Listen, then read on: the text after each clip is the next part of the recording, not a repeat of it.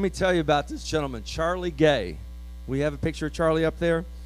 Charlie graduated from Shawnee Mission East in 1961, joined the United States Air Force. And Charlie was a part of the Apollo 7, October 11th, 1968 mission. He was the first three-man Apollo Earth orbit for 10.8 days. He was also part of the Apollo 8 mission, Apollo 9, Apollo 10, Apollo 11. There used to be a point where the communication was lost when the spaceship took off. That young man is the guy that solved that problem. So, ladies and gentlemen, without further ado, Mr. Charlie Gay. My name is Charlie Gay. When I go to a restaurant, I don't say gay party or two because I end up with too many people at my table. They always think it's a convention. I have nothing against them. In fact, a long, long time ago, they came to my dad when we were living in Utah and asked him if it's okay if they use the word gay. And Dad says, well, can you use rainbow boys or something else?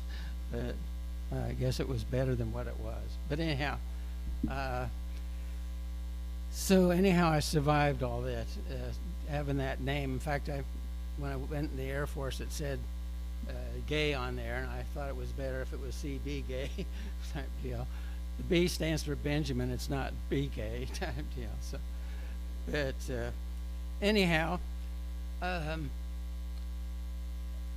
went to college to where the same gentleman back there with the orange and red hat, or yellow and red hat, that Pittsburgh State. I took the entrance exams, and the instructor says, answer the questions that you can answer, but guess at the ones that you can't answer because you won't lose anything more. So I ended up in advanced mathematics and advanced English literature. Okay, my math class was okay, but the instructor on the first day said, I give everybody a problem that I've been doing this for 20 some years or 30 years. I forget what he said. Wasn't good in numbers. But anyhow, he said that I always put a problem on the wall and nobody's been able to find the answer in all those years. So anyhow, everybody went to town on this problem, but I had a big remainder that was left over, a 4-digit figure. And I thought, what do I do with this remainder? So I subtracted the remainder from the main question. And the instructor says, does anybody have 8942? And I stuck up my hand. He goes, oh my God, the first one in 20 some years to get the answer. And he says, show me your work. And he goes, that's not math. I says, well, got the answer. And the same with my English literature class. When I got in the class, I could have swore there was Edgar Allan Poe. What other writers are there? Keats and Longfellow and Hugh Hefner. No, he wasn't in. But anyhow, I didn't feel comfortable in that class either. Type deal. But I took all the required subjects the first year because I didn't know what I wanted to do. When I was a child and cleaned the lint off of a record player needle, I noticed that those grooves can actually, if they could be read, could actually tell you what you're supposed to be doing. That's why everybody's fingerprints are different. Everybody would be doing something different. But I never did develop that process, nor the flying saucers either. But anyhow, my grades weren't doing too good, especially when the girl I was engaged to, she was actually a spitting image of Audrey Hepburn in the movie Breakfast at Tiffany's. And everywhere we went to eat, people would go, you know, that's so-and-so, the movie star. And just for the fun of it, I'd always go and give them one of these. But they'd still come over to her and say, can I have your autograph? And she goes, why not? And they go, who's Vicki Williams? I says, that's her real name. But it was fun to carry him along. But anyhow, I kept getting all these notices from the military to join the military, and I thought, boy, I'm going to get inducted. I'd better join up. And I thought, well, I really like the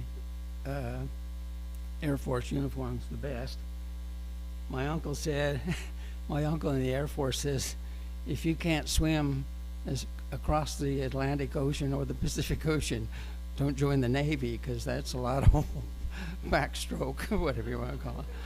And I thought, well, okay, so I joined the Air Force, and I asked, the recruiter asked me, what do you want to do? I says, well, I'd like to do a job that I could do as a civilian once I get out. He says, well, we don't put bombs on the bottom of planes out at KCI, so let me think of what else we have.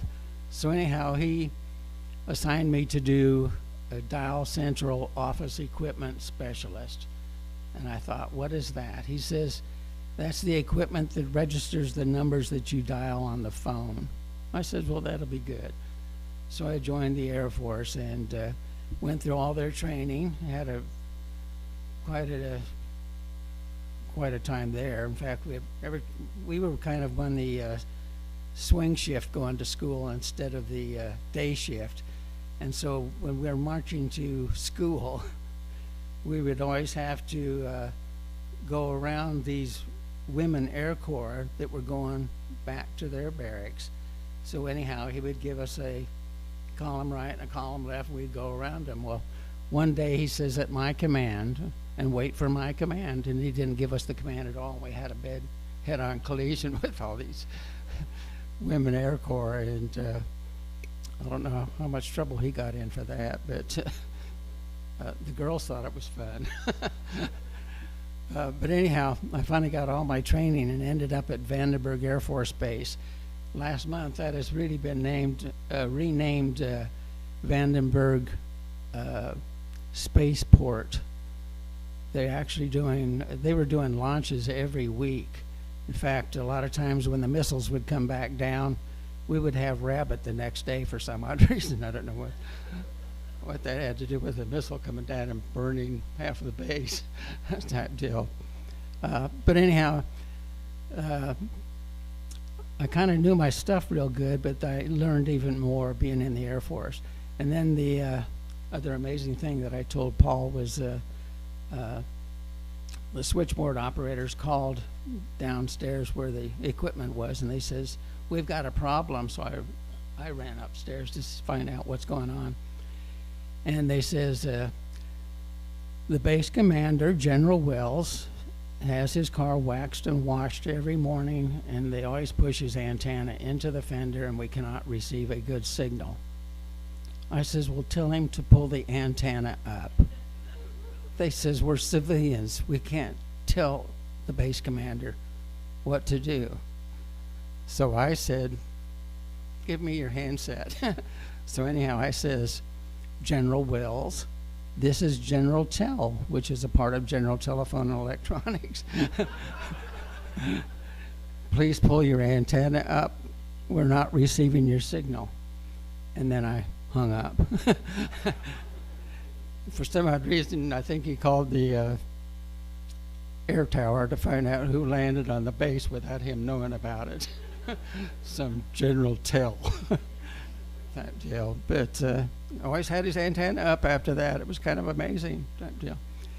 But anyhow, I learned a lot of electronics being there. There was a lot of civilian contractors that were training us on all kinds of equipment. So by the time I got out, I was kind of a high caliber person, but I went to work for ITT Federal Electric Corporation, and I actually hired on 50 cents too low. I think I was at $3.50 an hour, and everybody else was at $5 an hour. But that's how much money was in the old days. In fact, if you go on YouTube and type in the words, how much did Mr. Armstrong make when he walked on the moon per year? And it's actually $27,980, something like that. It's amazing. But of course they gave him cars and everything else.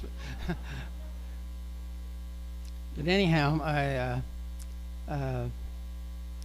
just enjoyed everything. And then So I quit to come back to Kansas City to learn more electronics, and they were teaching me everything I already knew. In fact, I could have instructed the class. And but anyhow, I saw an ad that they needed a communications persons for the Apollo space program. What it kind of consists of is when our astronauts were circling the Earth, they're doing 11,500 to 19,000 miles an hour, which is equivalent to 5 miles in 1 second. And that's fast. But anyhow, they found out that they had no communications at all for 2 hours when they were over the Atlantic Ocean, and they lost 2 hours every time they were over the Pacific Ocean. And one of the astronauts, and I haven't figured out who said it, but he said, when our crayons start to melt, we'd like to be able to talk to somebody. And so Goddard Space Center decided that we've got stations all over the world, but we need something in the middle of the ocean, in the Atlantic and in the Pacific. So they actually acquired they actually acquired 5 tracking ships. Let's see. Yeah, you can go. Yeah, this one's good. Or now this one's better. Yeah. Backup one to the girls. These are girls and myself that all went to Shawnee Mission East High School. The girl on the far right is called Clara Ma. She actually, at age 11, wanted to enter a writing contest and named the Mars rover Curiosity. Out of 9,000 entries, they chose her entry. And she actually got to sign the front of the rover. They embedded it in the steel. It's actually driving around out there on Mars with her name on it. So astronauts in the future, they're going to look at that and I thought this was a Chevy. What's a Clara Ma? But it's actually her name on there. She finished her second year at Yale this year, from what I understand. She still lives in Overland Park somewhere with her family. The other girl used to live in Overland Park. That's, starting to lose my memory. That's Megan Cox. She's actually in charge of all the rovers up on Mars, which is kind of quite an honor to have, type deal. And then, of course, I was lucky enough to be in the Atlantic Ocean on the Apollo tracking ship, USNS ship Vanguard. And when I first got there, the ship was actually at a port in Quincy, Massachusetts. And it seems that the ship, when it puts into Bermuda, they've got a long concrete pier that is solid concrete, and the pilots that came aboard, he decided, or the city's paying him, to actually hit that concrete pier with the front end of the ship and rip a 50-foot cut across the bow of the ship in order for the civilians to spend more money in Bermuda. So anyhow, we actually provided the communications for Apollo 7 when we were in a port in Massachusetts, but we were still involved in that. And so we kind of got a nice deal out of that one, which is, look through here. We got a nice certificate that looks like this for the Apollo 7. And that was a fun time, but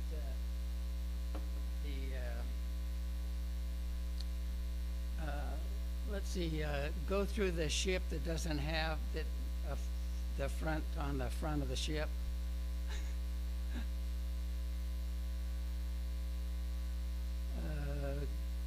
One more. That one. You notice this one does not have a wheelhouse on the front of the ship.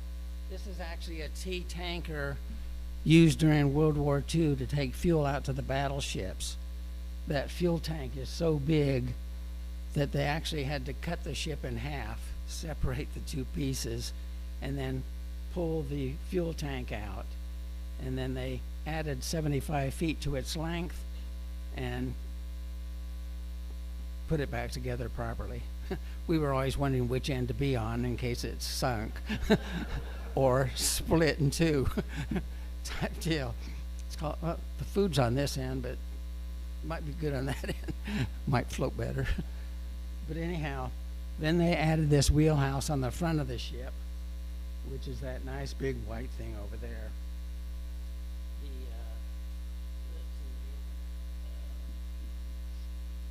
But anyhow,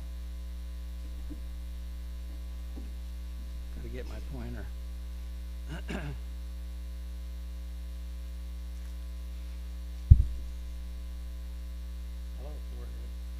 Okay. But anyhow, on the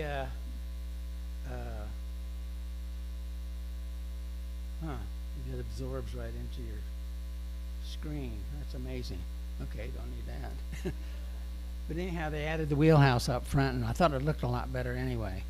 And but the military sea transport people that were in charge of it were painting these flotation units that are in the middle of the ship. In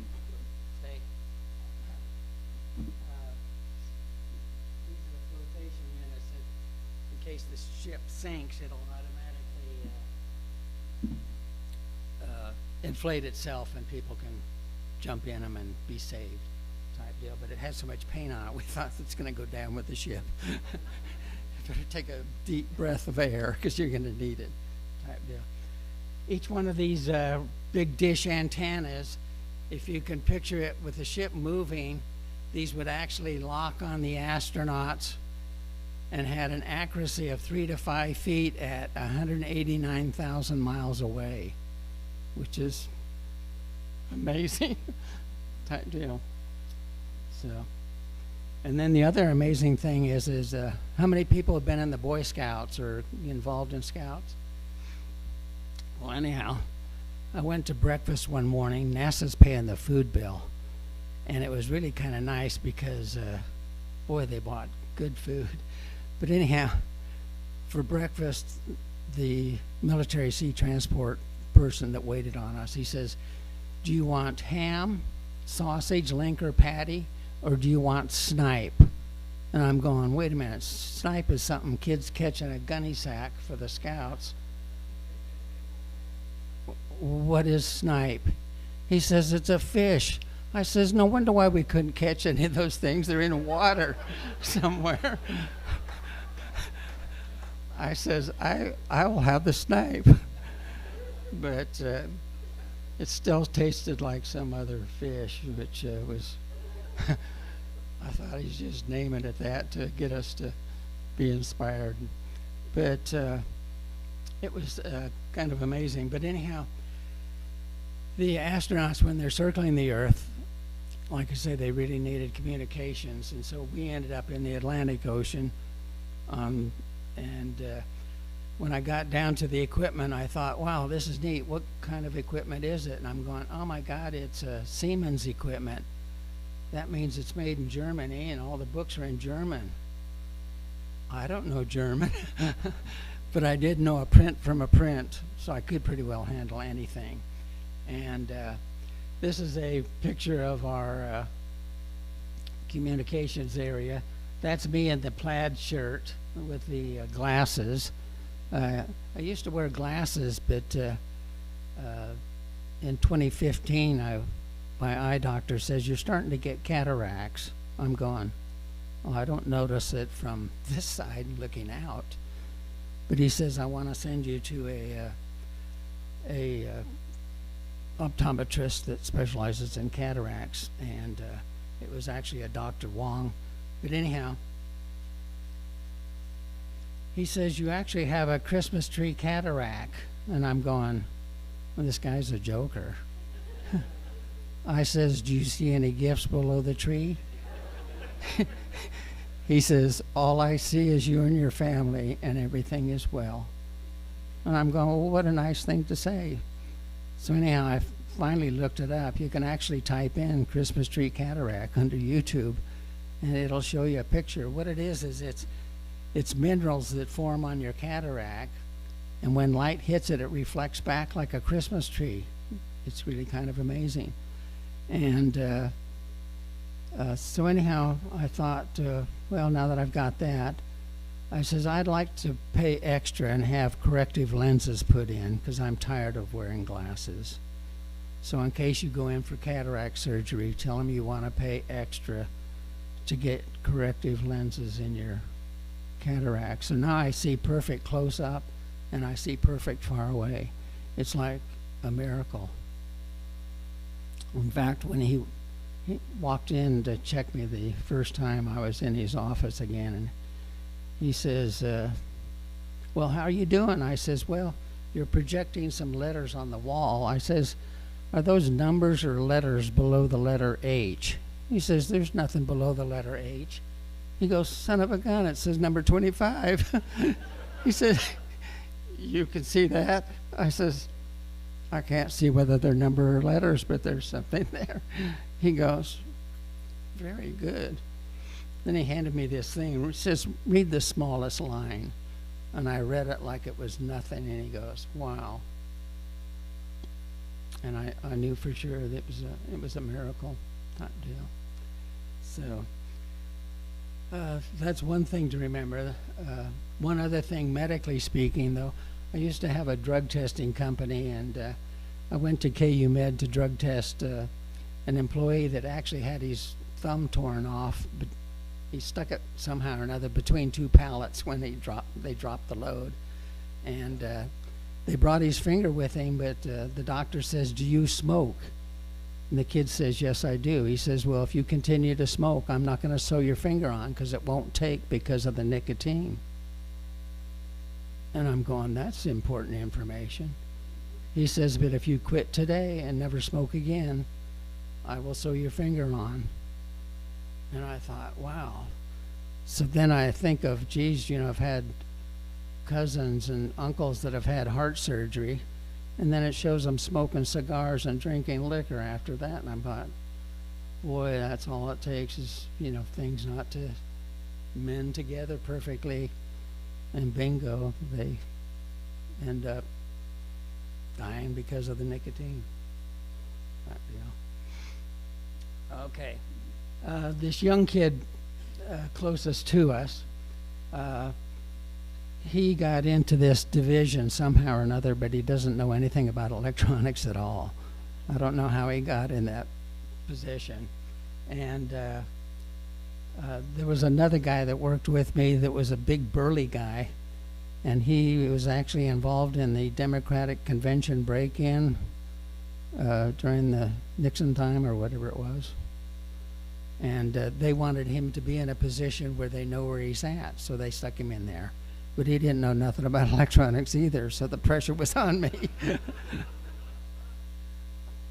But anyhow, you see this tray here. To the right, left of that, there's actually a rectifier. So when I first got there at Apollo 7, I kept hearing this, instead of a click, click sound with the equipment, I was hearing a click and then a zzz, and I'm going, that's not supposed to be a sound.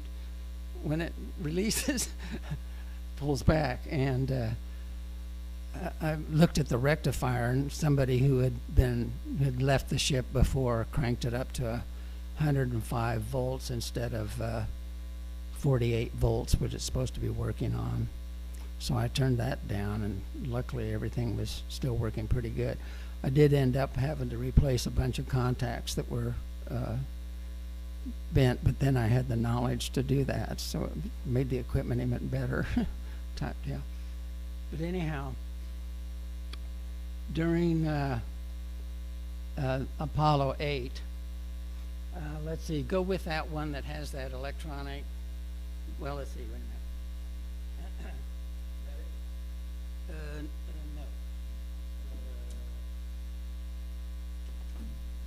No.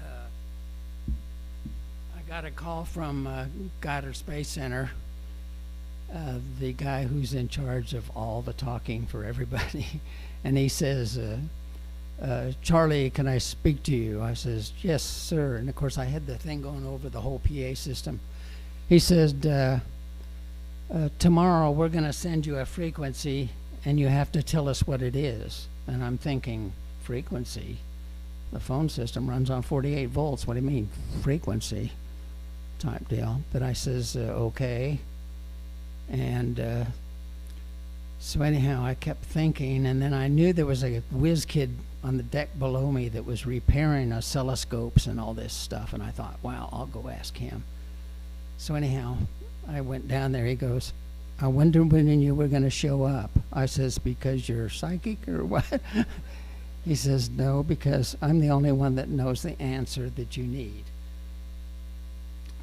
He says, all you need to do is take this frequency counter and plug it into the circuit and it'll tell you what the frequency is. I thought, wow, that seems simple enough. So I put it on that desk area, and Goddard Space Center says, well, today it's 1 o'clock. We're going to send you a frequency. Please tell us what it is. Well, anyhow, I'm looking at all these zeros, and this tone comes over, and these numbers are rolling. And I'm going, oh my God, I'm going to kill the astronauts. That's going to look bad on my resume. I says, Goddard Space Center, what happens if I can't give you a frequency? He says, the whole mission is scrubbed. And I thought, that doesn't look good either on my resume. He says, can you give us something? I says, well, the first digit's mostly a 9. He says, that's correct. I says, well, the next digit's mostly a 4. And I gave him 8 digits. And he goes, that's very good, but you might want to work on that. And I'm going, oh, okay, I'll work on that. Thank you.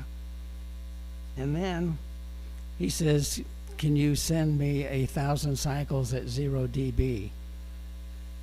And I thought, okay, luckily I know where that device is that puts out 1,000 cycles. So I set it to 0 and gave it to him. He says, you're 16 decibels too hot. And I'm going, okay, I'll work on that too. So anyhow, he says, we're going to do this again tomorrow. But he says, don't memorize your frequency because it's going to be totally different. And so the next day, or that night, I actually had a dream that if I had a volume knob, I could add the resistance that I need to bring that tone down. That 1,000 cycle tone was actually what they used to activate all the transmitters in the world. In other words, they'd go, doot, this is Goddard Space Center, do you read me? Over, doot, and then they go into the receive mode, okay? And that was what that tone was. And so it was critically important. So anyhow, I went to work on these white things in the top left. They're actually Western Electric amplifiers, and there's 2 little holes towards the bottom. Well, the second hole up is an attenuation knob, and the book says the attenuation knob is so sensitive you need to use a plastic tip screwdriver. I'm going, geez, we're out in the middle of the Atlantic Ocean. Where am I going to find a plastic tip screwdriver? So I went down to Supply, and I says, you don't happen to have a plastic tip screwdriver, do you? He says, yeah, I got a Phillips and a regular. Which one do you want? I go, a regular. So anyhow, I hooked my equipment up to it, but then I touched that attenuation pad, and it goes from 16, it jumps to 18, 24, 60, and you go, damn, I didn't even turn the knob. That is a sensitive knob. I do not need that. But that night when I dreamed that if I had a volume knob, I'd have it made. Well, as you can see,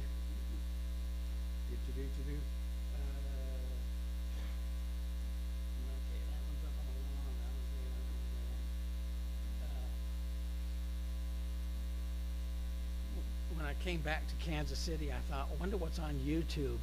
But you can actually go on YouTube and pretty well find anything. But anyhow, I thought, is there anything listed underneath the USNS ship Vanguard? Well, bingo, they're showing this movie, and they show my work center.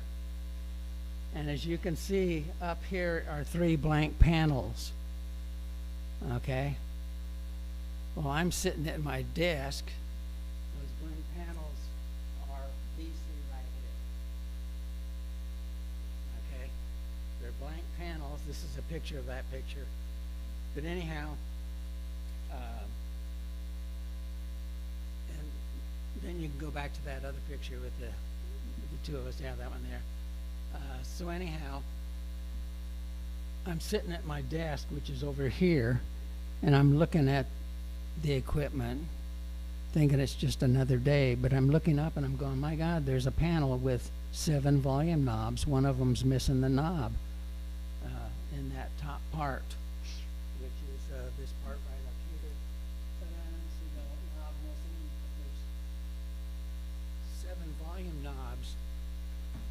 And I went, my God, where did they come from? It's like they weren't there, but now they are. Well, I got up out of my seat, ran around the equipment real quick to see what it was hooked up to, and lo and behold, they were not wired up to anything. So I laced in a 25 pair cable, ran that cable down, and wired it to some extra jacks.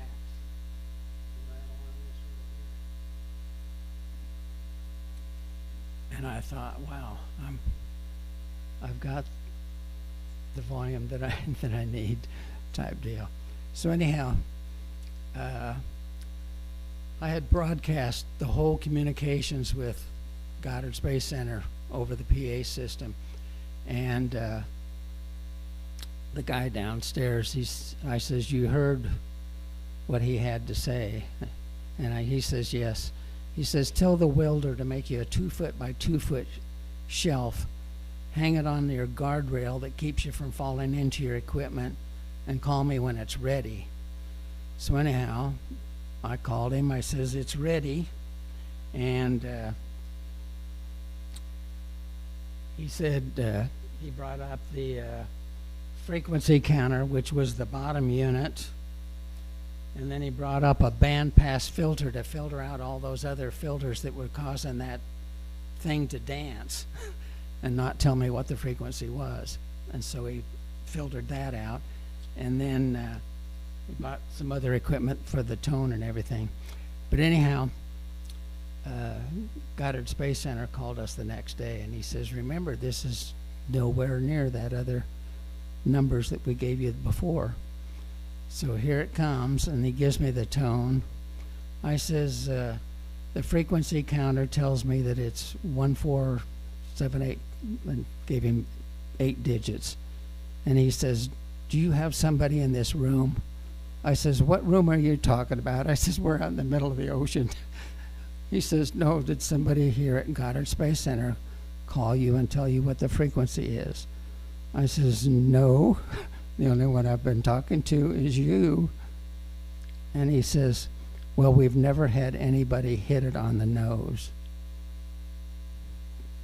He says, now, can you send me 1,000 cycles at 0 dB? So anyhow, he says, now you're at 18 decibels too hot. So anyhow, I said, stand by 1. And I ran the jack into my volume knob, out of my volume knob, back into the circuit. And I added the resistance I needed. I says, ready to retransmit 1,000 cycles at 0 dB. And he says, boy, 1,000 cycles at 0 dB. Now, there's actually 4 Apollo tracking ships in the Pacific Ocean, but there was only 1 in the Atlantic. And the other ships are going, how in the hell are they doing that? But anyhow, they all had T-tankers, and Goddard Space Center actually put in $52 million worth of equipment into each one of those tracking ships. So they spent a bunch of money on it. And then after Apollo 10, they actually did away with that tone with the talking. You probably noticed it, that there's no tone.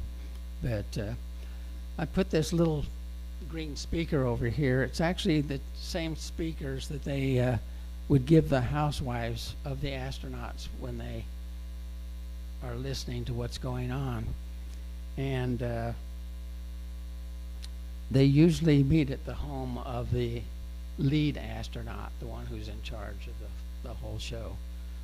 But anyhow, they knew that that was what they wanted. But then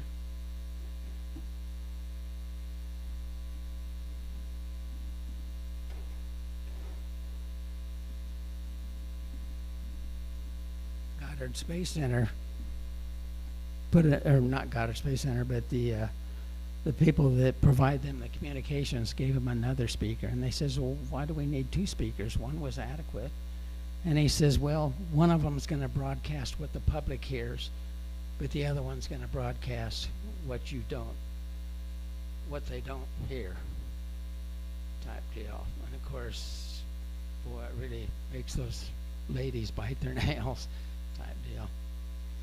But anyhow, on Apollo 8, it was, they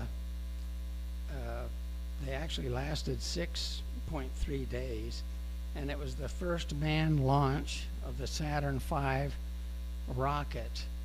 Now, the Saturn V rocket is 363 feet tall, and it has 5 exhausts on the bottom starting out. The thing will do 25,000 miles an hour.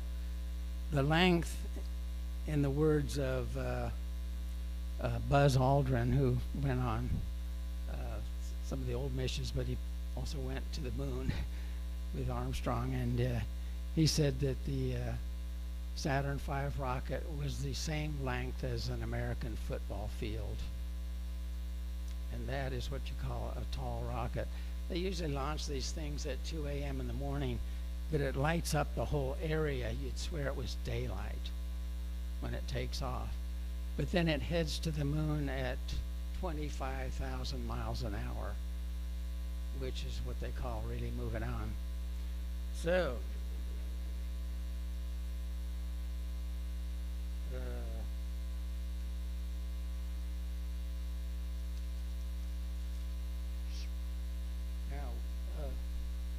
what color is the moon supposed to be? White? Huh? Gray? Oh, blue? Okay.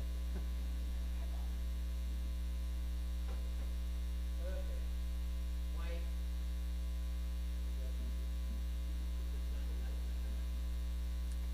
But anyhow, they were heading towards the moon, and this was on December 21st, 1968.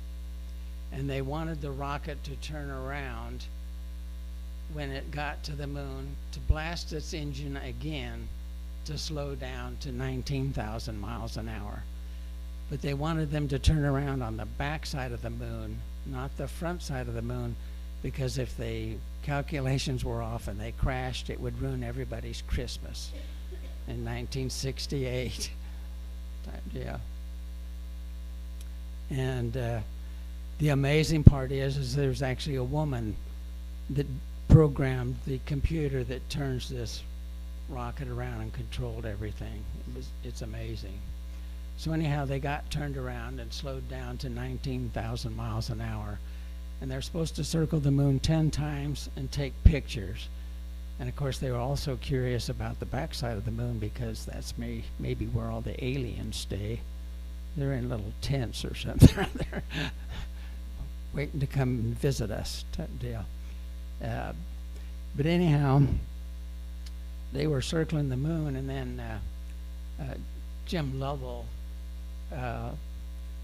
was actually looking through a telescope, and he noticed because there's no atmosphere that you can see a great distance, and he started playing with the buttons that were with the computer because it didn't have a mouse. It had buttons you push. Well, anyhow, he pushed something like 1203, 4 digits, whatever it was. But anyhow, their rocket was not riding smoothly like a Cadillac was. And they said, Goddard Space Center, we have a problem. We're not riding smoothly like we were. And the woman who programmed the computer, she says, jumped on the microphone. She says, "Quick, hit 987." So we punched in 987, and he says, "It's stabilized again. We are now running smoothly." He says, "What was 1203?" She says, "You told the rocket that it was on the launch pad and that it was falling over."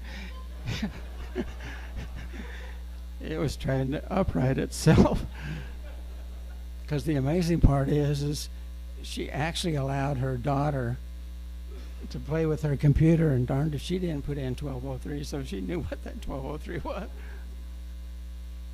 which was quite a coincidence, coincidence that they both did the same. So that was part of that, and then of course they. This picture is the LAB. It stands for Lunar Assembly Building. They say you can actually get 2 Empire State Buildings cut in half and put inside there. That's how big that building is. And then somebody else did calculations and math, and he says actually they can get 4 Empire State Buildings in that building. Type deal.